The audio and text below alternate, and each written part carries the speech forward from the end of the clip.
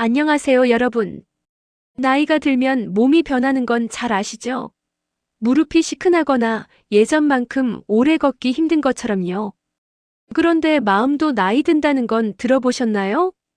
오늘은 나이 들수록 더 지켜야 하는 정신건강, 그중에서도 시니어분들이 꼭 알아야 할 내용과 실천 방법을 나누겠습니다. 전문가들의 조언과 일상에서 바로 적용할 수 있는 생활 팁을 함께 알려드릴게요.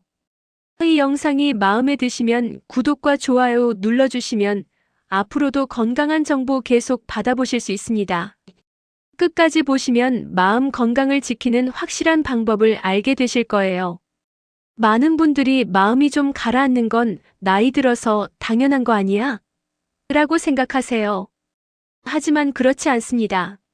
마음의 건강이 무너지면 밥맛이 떨어지고 체중이 빠지거나 반대로 폭식이 생기기도 합니다.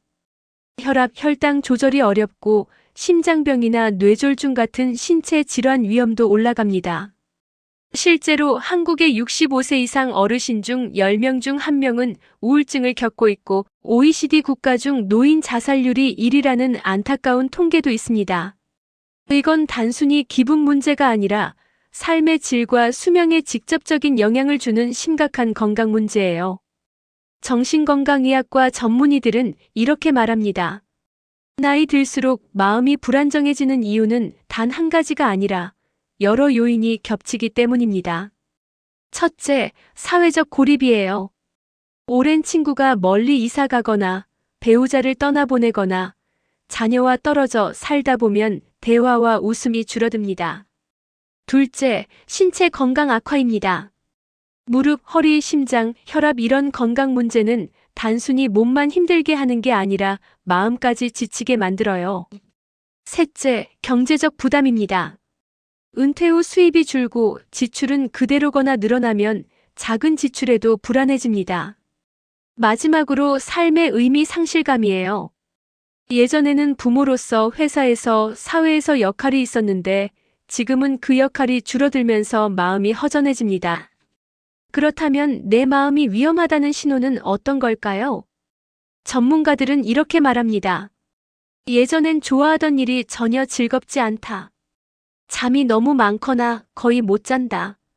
식욕이 크게 줄거나 반대로 과식한다. 나는 쓸모없다는 생각이 자꾸 든다. 이런 증상이 3주 이상 계속되면 절대로 그냥 넘기면 안 됩니다. 한 70대 어르신이 있었습니다.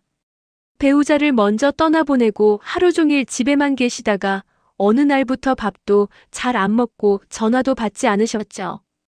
자녀들이 설득해서 병원 상담과 약물 치료를 시작했는데 3개월이 지나자 다시 예전처럼 시장도 보고 손주랑도 잘 놀게 되셨습니다. 마음의 병도 치료하면 좋아질 수 있다는 걸 보여주는 사례입니다. 마음을 튼튼하게 지키려면 약을 먹거나 상담만 하는 게 전부가 아닙니다. 우리 일상 속에서 조금씩 실천하는 작은 습관들이 큰 힘이 됩니다. 지금부터 말씀드리는 5가지만 꾸준히 해도 기분이 훨씬 안정될 수 있어요. 1. 아침 햇빛 15분. 아침에 햇볕을 쬐면 뇌에서 세로토닌이라는 기분 좋은 호르몬이 분비됩니다. 겨울철이나 흐린 날은 창가에서라도 햇빛을 받으세요. 햇빛을 받은 날과 그렇지 않은 날, 기분 차이를 직접 느끼실 수 있을 거예요. 2. 규칙적인 식사와 영양 섭취. 특히 단백질과 오메가3 지방산은 뇌세포를 보호하고 기분을 안정시키는데 도움을 줍니다.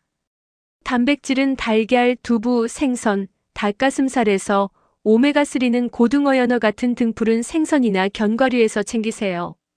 3. 주 3회 30분 걷기. 걷기는 최고의 천연 항우울제입니다.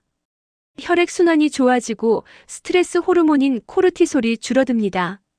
무리해서 오래 걷지 않아도 괜찮아요. 집 앞을 천천히 도는 것부터 시작하세요. 4. 손 쓰는 취미.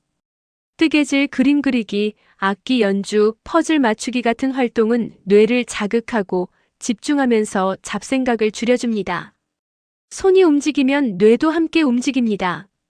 무엇보다 완성했을 때 오는 성취감이 마음을 따뜻하게 합니다. 5. 감사일기 쓰기. 하루를 마무리하면서 감사한 일 3가지를 적어보세요. 작은 것도 괜찮습니다. 오늘은 날씨가 좋았다. 손주가 전화했다처럼요. 감사한 마음을 기록하면 부정적인 생각이 들어올 틈이 줄어듭니다.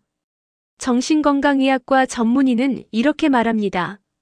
이런 습관들은 약처럼 바로 효과가 나타나지 않지만 꾸준히 하면 뇌 구조가 긍정적으로 바뀝니다. 마치 근육 운동하듯 마음도 매일 단련해야 합니다.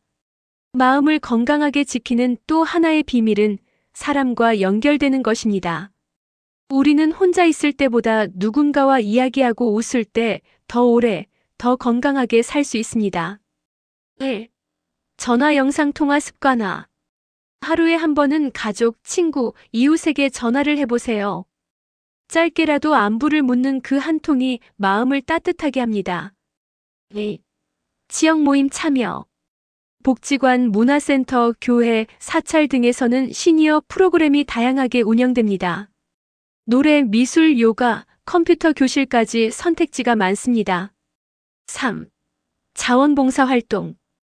도움받는 것도 좋지만 도움을 주는 활동이 마음 건강에 더 큰 효과를 줍니다. 밥 나누기, 환경 정화, 아이들 공부 도와주기 등 다양한 봉사 활동이 있어요. 주는 행복은 우울감을 줄이고 삶의 의미를 되찾게 해줍니다.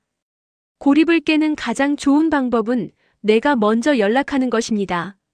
누군가의 안부를 묻는 그 순간 나의 마음도 밝아집니다. 마음이 힘들 땐 혼자 참고 버티지 않아도 됩니다. 다음과 같은 도움을 받을 수 있습니다. 정신건강복지센터, 전국 모든 시군구에 있습니다. 보건소 상담실, 정신건강 상담 및 연계. 전화 상담 1393번 자살 예방, 129번 희망의 전화. 정신건강의학과 진료는 부끄러운 게 아닙니다. 몸이 아플 땐 병원 가듯 마음이 아플 때도 치료받는 건 자연스러운 일입니다. 마음은 근육과 같습니다. 쓰지 않으면 약해지고 돌보면 강해집니다. 오늘부터 감사일기, 햇빛 산책, 안부 전화 등 작은 습관 하나로 시작해보세요. 여러분의 내일이 훨씬 밝아질 겁니다. 건강관리사 건담하였습니다. 오늘도 건강한 하루 되세요.